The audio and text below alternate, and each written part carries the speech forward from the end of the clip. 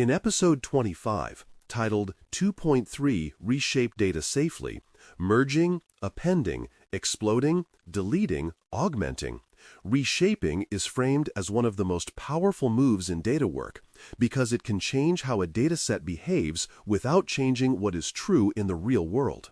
The danger is that reshaping can also change the truth accidentally, usually by duplicating rows, dropping records, or breaking relationships between tables in ways that are hard to notice at first. The best way to think about reshaping is as changing the form of evidence while keeping the meaning intact, like reorganizing a file cabinet without losing any files or mixing folders. When reshaping is done well, analysis becomes simpler, joins become clearer, and reporting becomes more stable across time. When reshaping is done casually, totals drift, segments vanish, and trust erodes, even if every chart looks polished. Merging datasets is the reshape operation that most often creates silent meaning changes, because a merge is really a statement about identity. Two rows are treated as the same thing when their keys match. So the first discipline is confirming that the keys truly identify the same entity across both datasets. A merge that uses a customer identifier might appear correct while still failing if one dataset stores leading zeros and the other strips them, or if one dataset includes deactivated accounts that the other excludes. Row counts provide an early signal because a one-to-one merge should preserve the number of primary rows, while one-to-many merges should be expected to expand rows in a predictable, explainable way. A safe merge mindset treats the before and after counts as evidence that the identity assumption held, rather than as a quick technical step that is trusted by default. Appending tables looks simpler than merging, but it has a different trap, which is assuming that matching column names mean matching meanings. Appending is stacking rows from multiple tables into one, which is only safe when the columns represent the same concepts with compatible types, units, and allowed values. A column called status might mean shipping status in one table and payment status in another, and appending would create a single field that is internally inconsistent even though the name matches. Even when meanings align, appends can hide differences in collection conditions, such as one system capturing values in local time while another captures values in coordinated time, which makes later grouping by day unreliable. The cleanest mental test is whether a single filter on the appended table would make sense across every row, because if it would not, the append is mixing data products rather than extending one dataset. Exploding nested fields into rows is a reshape that often feels necessary when data arrives in modern formats that bundle multiple values together. A nested field might hold a list of tags, multiple attributes, or repeated items, and exploding turns that list into separate rows so each item can be counted, filtered, and joined cleanly. The duplication risk appears because exploding multiplies rows, which can inflate totals unless measures are computed at the correct grain. A single product record with 5 attributes becomes 5 rows after explosion. So a naive sum of product-level measures would be counted 5 times unless those measures are separated from the exploded structure. A safe explosion keeps careful track of the unit of analysis, meaning whether a row represents a product attribute pair, or something else that needs a different counting rule. Deleting fields can be a reshape decision that improves clarity, but it can also erase context that later becomes essential for interpretation or troubleshooting. A field may look unused in current reporting while still carrying provenance, lineage, or tieback detail that supports audits and root cause analysis.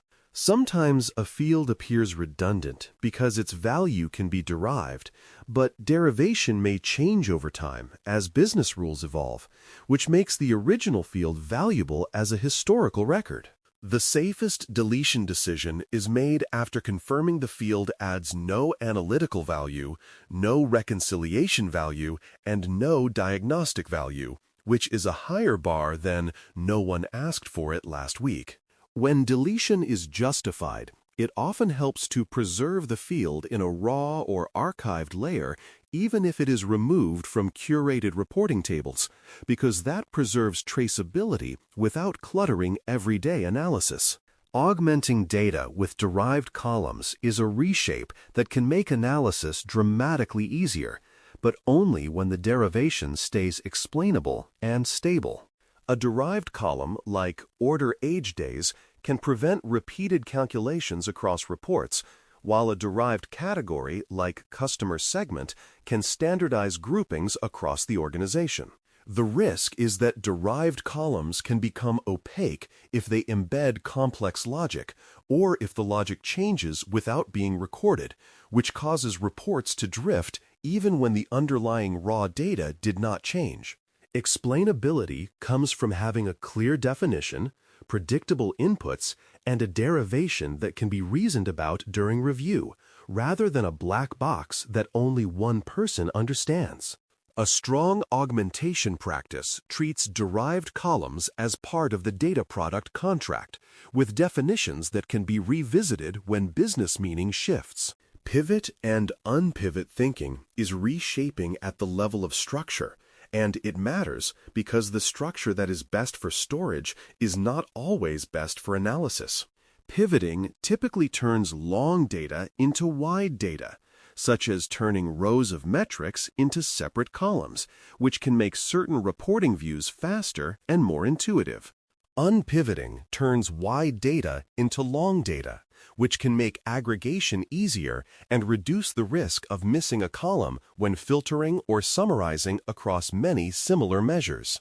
The analytical need should drive the choice, because a wide format can be convenient for a single dashboard, while a long format can be safer for general-purpose analysis and consistent validation. A disciplined approach treats pivoting and unpivoting as reversible moves, where the key question is whether the reshape preserves meaning at the chosen grain and keeps totals consistent. Validating reshapes with before and after totals is one of the most reliable ways to confirm that truth was preserved while form changed. Totals can be counts of rows, counts of distinct identifiers, sums of key numeric measures, and distributions that should remain stable if the reshape did not alter meaning.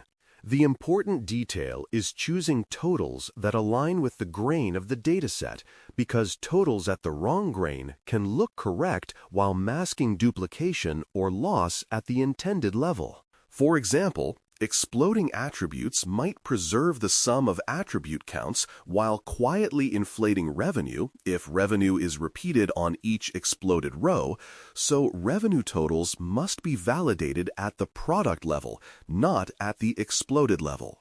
When before and after totals match expectations, reshaping becomes defensible because it is supported by evidence rather than by intuition.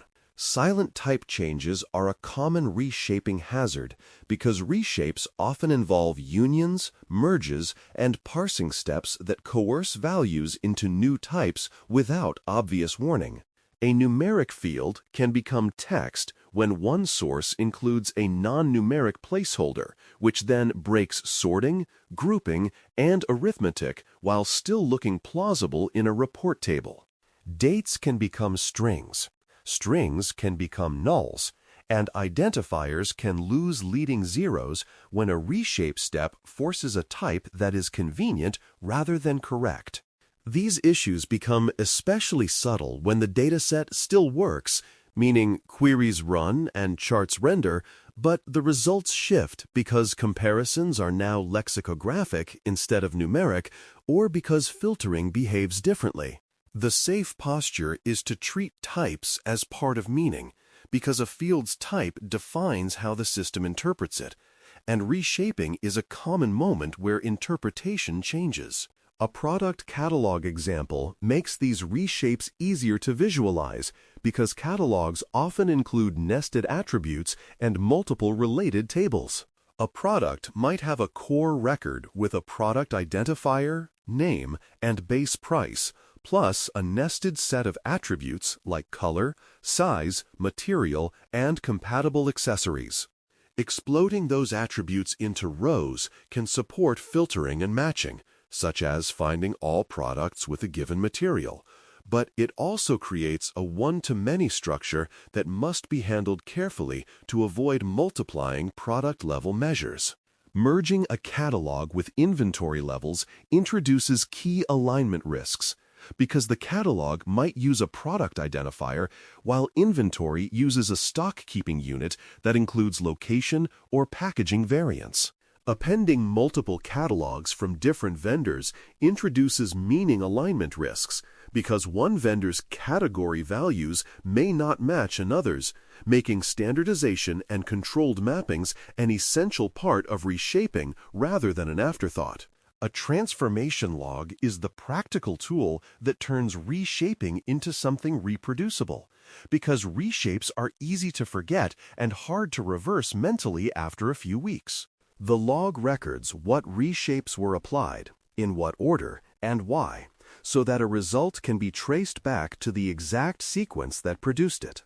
It also records key assumptions, such as which keys defined a merge, what grain was intended after an explosion, and what totals were used to validate before and after. Without a log, a team may reproduce the same dataset differently in a future refresh, leading to small inconsistencies that create big reporting arguments.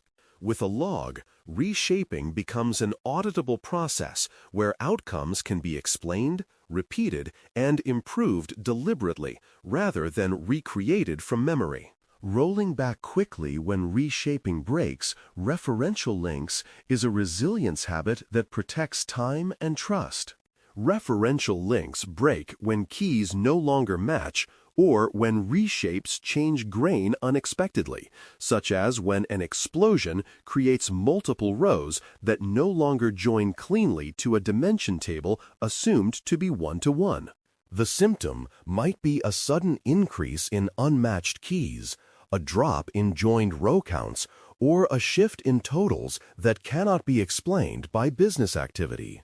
A fast rollback is not a failure, because it is evidence that validation worked and prevented corrupted outputs from becoming the new normal. The professional posture is that reshaping is exploratory until it is proven safe by checks, and rollback is the mechanism that keeps exploration from becoming accidental production truth.